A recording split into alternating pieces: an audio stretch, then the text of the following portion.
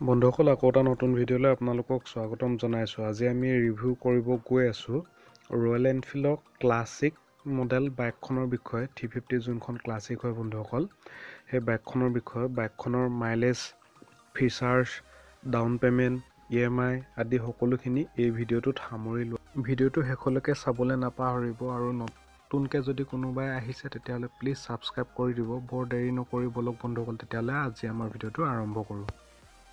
প্ৰথমতে ক'ব লাগিব বাইকখনৰ ইঞ্জিনটোৰ বিষয়ে। ইঞ্জিনটো হৈ গ'ল 349cc এয়াৰ এণ্ড অইল কুলেট দুইটাই হয় বন্ধুসকল। আৰু বাইকখনৰ এটা নিৰ্দিষ্ট পাৱাৰ থাকে। পাৱাৰটো হৈ গ'ল 20.2 bhp, 6100 rpm আৰু টৰ্কটো হৈ গ'ল 27 নিউটন মিটাৰ, 4000 rpm। আৰু কোম্পানী ক্লেমৰ মতে বাইকখনৰ মাইলেজটো হৈ গ'ল 1 লিটাৰত 35 কিলোমিটাৰ। বন্ধুসকল, আপোনালোকৰ কাৰ ওচৰত আছে এই বাইকখন মানে ইউজ কৰি আছে, তলত কমেণ্ট কৰি জনাবলৈ নাপাহৰিব। আৰু পকেট মাইলেজটো কিমান দিয়ে সেইটো কমেণ্ট কৰি জনাবলৈ নাপাহৰিব। আৰু বাইকখনৰ টপ স্পীডটো কোম্পানী মতে হৈ গ'ল 115 কিলোমিটাৰ। আৰু গিয়াৰবক্স আমি সকলোৱে জানো 5টা। যদি আমি ফিউল টেংক কেপাচিটিটোৰ বিষয়ে কওঁ তেতিয়াহ'লে ফিউল টেংক কেপাচিটিটো হৈ গ'ল 13 লিটাৰ। আৰু ব্ৰেকিং ছিষ্টেমটো যদি কওঁ বন্ধুসকল, ব্ৰেকিং ছিষ্টেমটো আপোনাৰ ভেৰিয়েণ্টৰ ওপৰত কথা। দুটা ভেৰিয়েণ্ট আছে, এটা ছিংগল চেনেল ABS আছে আৰু ডুৱেল চেনেল ABS আছে, দুইটা আছে বন্ধুসকল। তাৰপিছত যদি আমি টায়াৰ চাইজটো কওঁ তেতিয়াহ'লে ফ্ৰণ্ট টায়াৰটো হৈ গ'ল 100/90 আৰু বেক চকাৰ টায়াৰটো হৈ গ'ল 120/80। ৱেইটটো যদি চাওঁ বাইকখনৰ তেতিয়াহ'লে ৱেইটটো হৈ গ'ল 195 kg আৰু চিট হাইটটো হৈ গ'ল 850 mm। আৰু হেডলাইটটো হৈ গ'ল বন্ধুসকল LED আৰু ছিগনেল লাইটটো হৈ গ'ল বন্ধুসকল LED হয়। আৰু যোনটো বেকৰ টেইল লাইটটো হৈ গ'ল সেইটোৱে হেলোজেন। এতিয়া আহোঁ বাইকখনৰ অন-ৰোড প্ৰাইচটোৰ বিষয়ে।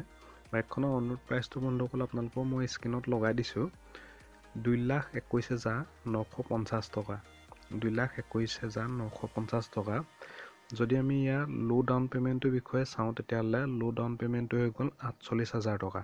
স্ক্ৰীনত যেনেধৰণে লগাই দিছোঁ বন্ধুসকল, 48,000 টকা যদি আপুনি ডাউন পে'মেণ্ট দিয়ে 36 মাহৰ কাৰণে, তেতিয়ালৈকে প্ৰত্যেক মাহৰ EMI আহিব 6,282 টকাকৈ। 6,282 টকাকৈ। দুটা ডাউন পে'মেণ্ট ৰাখিছোঁ বন্ধুসকল।